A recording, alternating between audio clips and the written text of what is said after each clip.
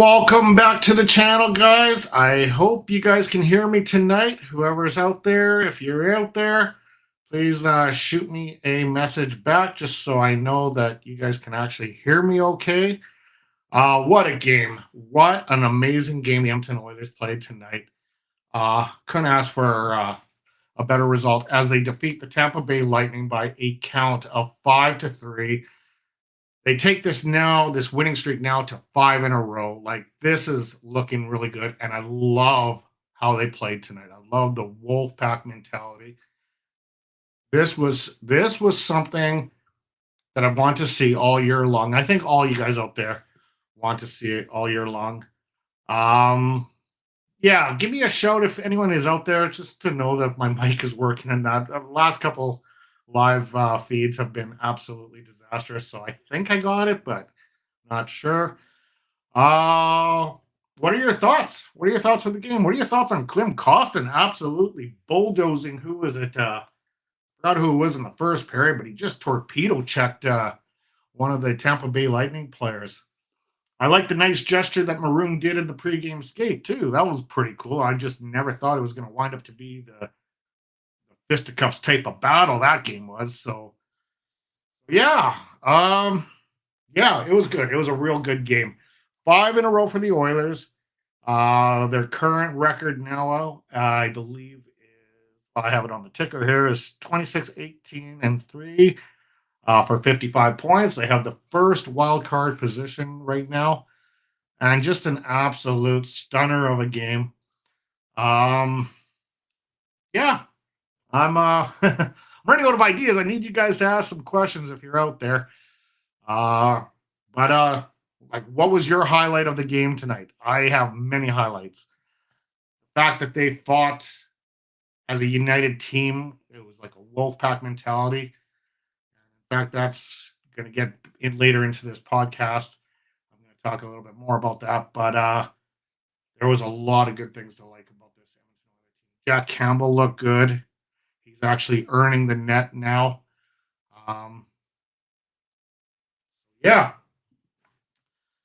Okay, so I'm just gonna go into this screen here, and this is the X Factor for tonight. And I get rid of that screen right now.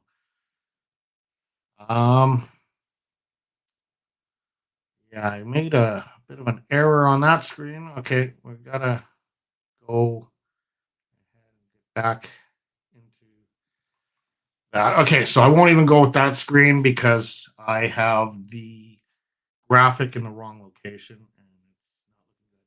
My X factor for tonight, though, and that's where I was going to get to next, is the fact that the Edmonton Oilers played with a wolf pack mentality. When one person got hit very aggressively against the boards, another person came in. Klim Kostin getting into that scrap right at the beginning of the second period was. I'm really liking Klim Kostin. I like what Darnay is bringing to the table now.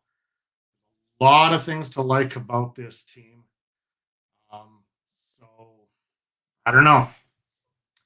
What are your thoughts, guys? If you're out there, I hope you're out there. Hear me? I hope I'm actually coming out live. We'll see, I guess. Your stars of the game tonight were, I believe it was McDavid. I think it was Hyman, and then I think it was Braden Point for the Tampa Bay Lightning, according to ESPN. Let's go through the scoreboard or the scoring summary for tonight. As it started off in the first period with Connor McDavid getting his 39th of the year from Darnell Nurse. It was 1-0. Or no, sorry. I'm reading this backwards. Sorry, it was Ryan McLeod getting it from Vincent Desharnais and Derek Ryan. That was his first. Then it was Leon Draisaitl on the power play from Connor McDavid and Ryan Hopkins. 2-0 Edmonton. We go into the second period, and it was Brandon Hagel for the Tampa Bay Lightning closing the gap to 2-1. Then Zach Hyman made it 3-1 at 3:08, and that was assisted by Warren Fogle. That's another guy that's looking really good lately. Is Warren Fogle. Stammer makes it 3-2 from Braden Point and Victor Hedman at 7:51, and then Braden Point at 12:03 ties the game up, and we're like, this was a great game, really good game.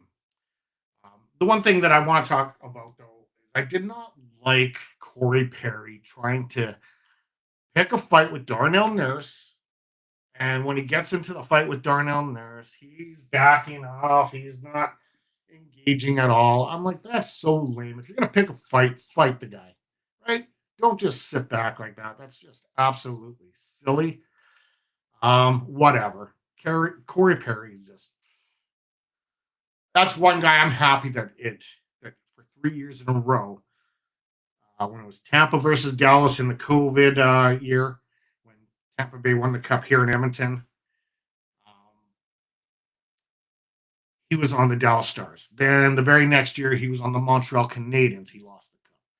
And then the very next year, he was on the Tampa Bay Lightning, and Colorado wins the Stanley Cup. So that's one guy that I don't feel bad for after that. I did at first feel kind of bad for him, but when he does that, he picks a fight with someone and then doesn't, and then he wrestles them to the ground and then talks the talk. Like, I didn't care for that.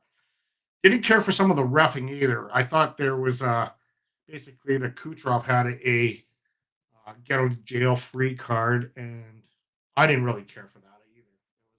That hit that he did on who was it, on Kane? Now, let's just put this into example. Say that was Ryan McLeod that hit him. There'd be a lot more.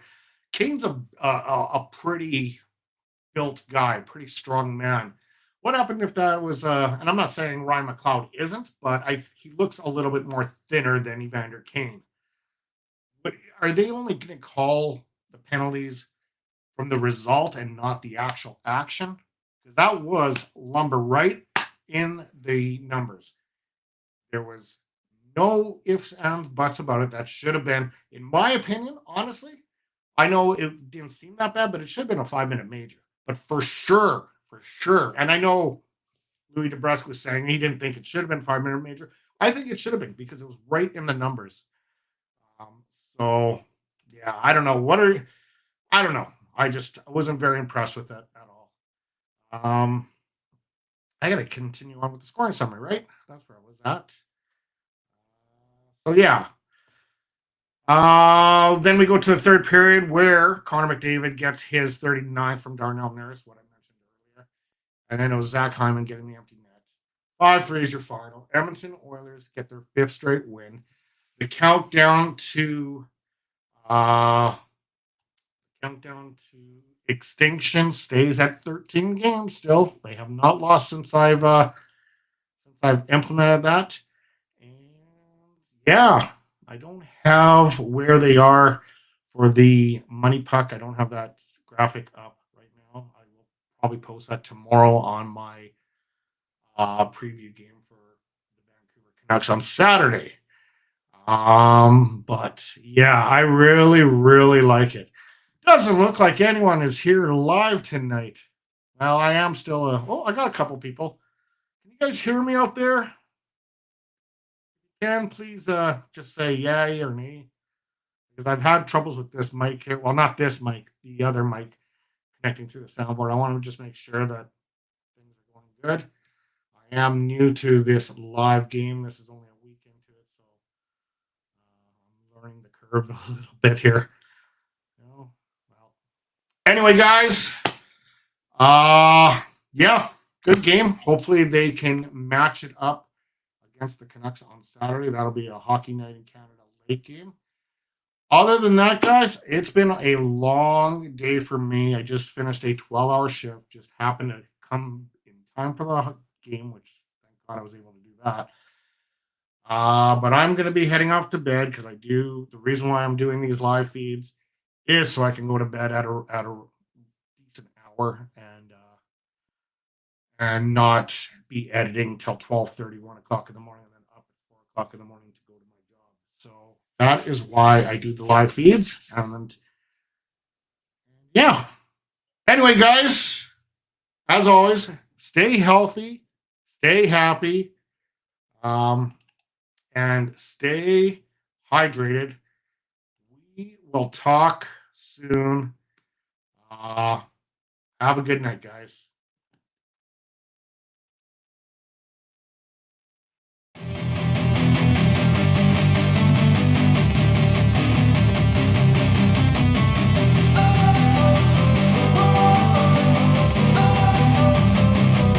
Don't wanna sleep in, cause I got something to prove. I gotta take what I hate and finally make a move. I think of you and all the shit you don't do. Well, I'ma make hella